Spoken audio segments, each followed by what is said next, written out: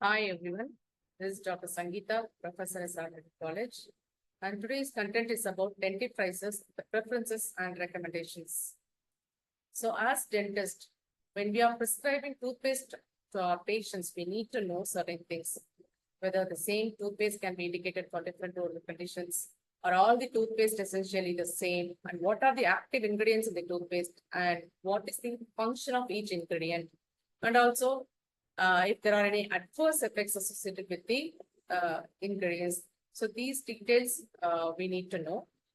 And when we look at the composition of the toothpaste, we have inactive and active ingredients. So the inactive ingredients are abrasives, humectants, detergents, binders, flavoring agents, sweeteners, preservatives, coloring agents, water.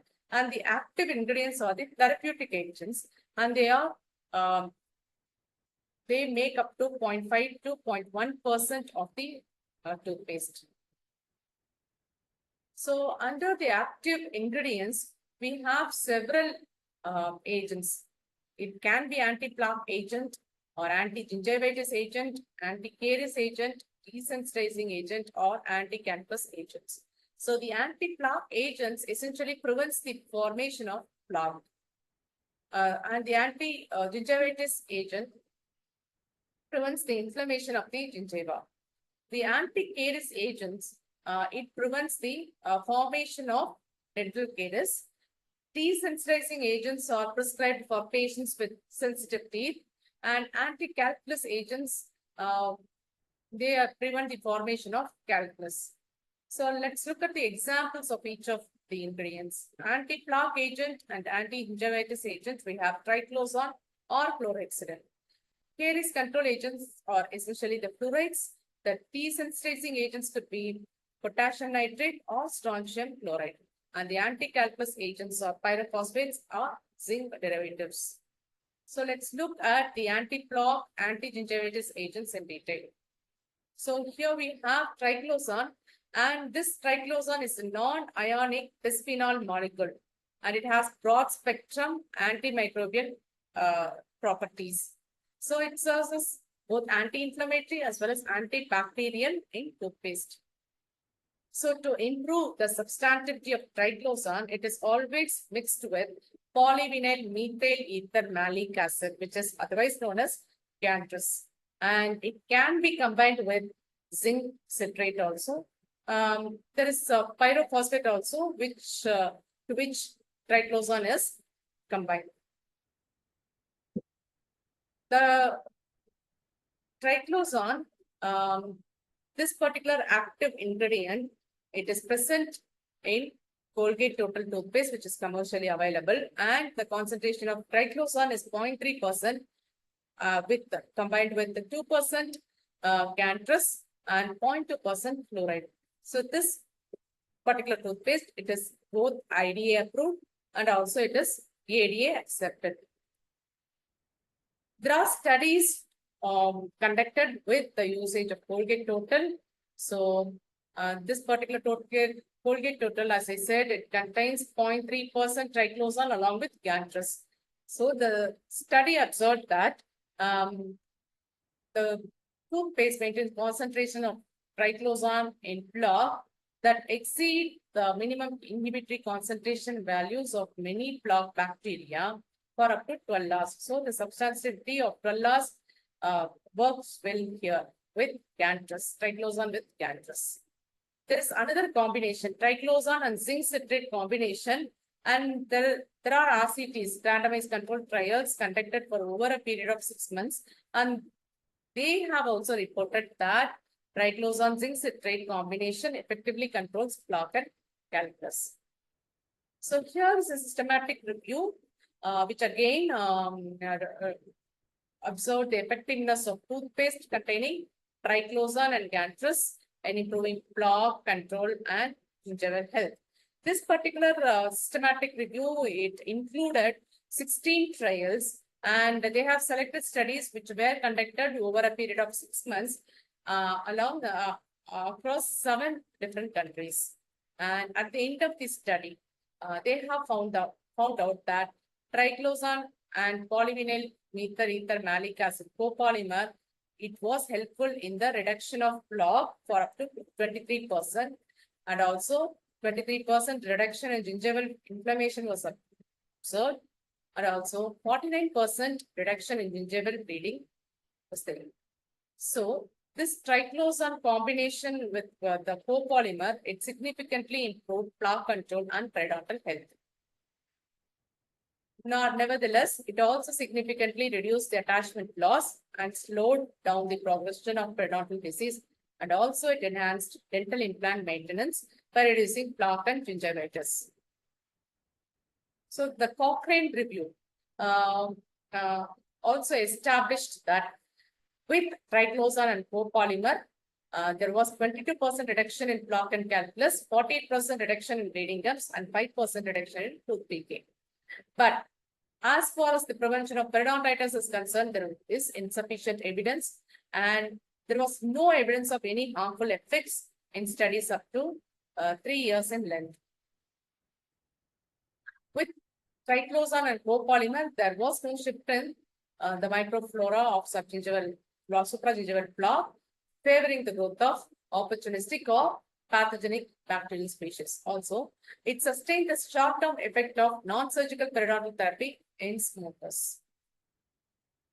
So, there are systematic review which included studies conducted over a period of 6 months, which observed that this particular triclosan had a significantly positive effect on the reduction of plaque and gingivitis. So, coming to the antimicrobial resistance of triclosan, is there any antimicrobial resistance? A study was conducted to test this. It was a randomized controlled trial, which was conducted for a period of 5 years. 40 participants were included, and they were randomly assigned to use triclosan or placebo toothpaste.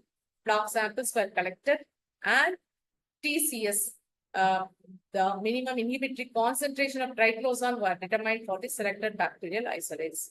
And the study observed that the use of triclosan containing toothpaste did not appear to lead to an increase in MIC of TCS of any bacterial isolates, which essentially means there was no antimicrobial resistance for this triclosan in a study which was conducted for 5 years. So here there are commercially available toothpaste which contains triclosan and zinc citrate combination.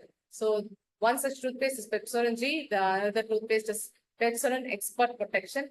Both these are FDA approved. So long-term use of triclosan dentifrices did not seem to the triclosan did not accumulate much in the blood or body tissues, and there was no systemic effects which were very adverse that have been documented.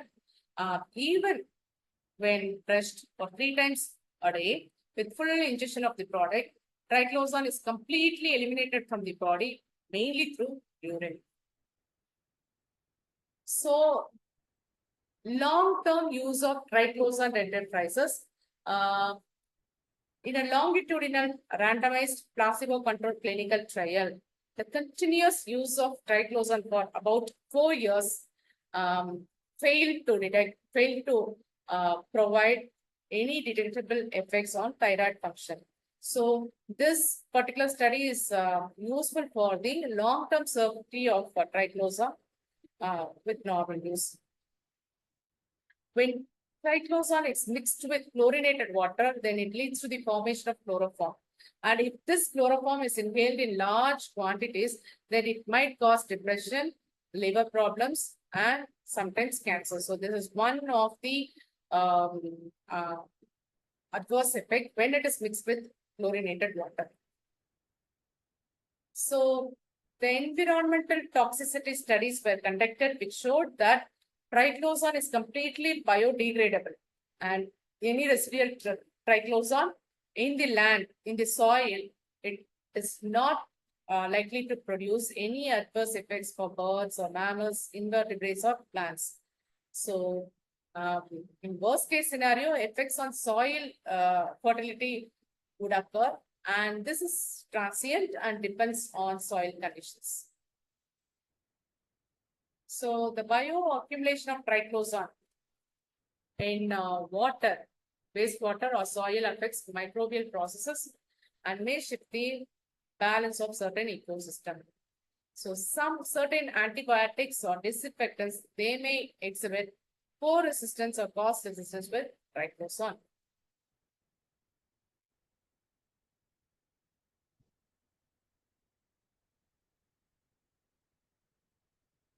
So in 2013, FDA issued a rule. It's a very important rule.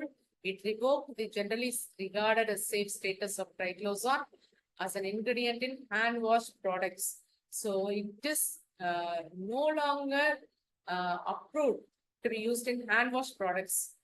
Okay, so the FDA also cited the need for additional studies of the effect of triclosan and potential endocrine and developmental effects, impact on bacterial resistance and carcinogenic potential. So studies need to be conducted to determine the endocrine effect of triclosan, its impact on bacterial resistance, and also its carcinogenic potential. So the question here is triclosan identifies an endocrine disruptor in humans? Is triclosan identifies carcinogenic in humans? So the long-term clinical adverse effects of chronic systemic exposure to triclosan in humans need to be scrutinized. Thank you.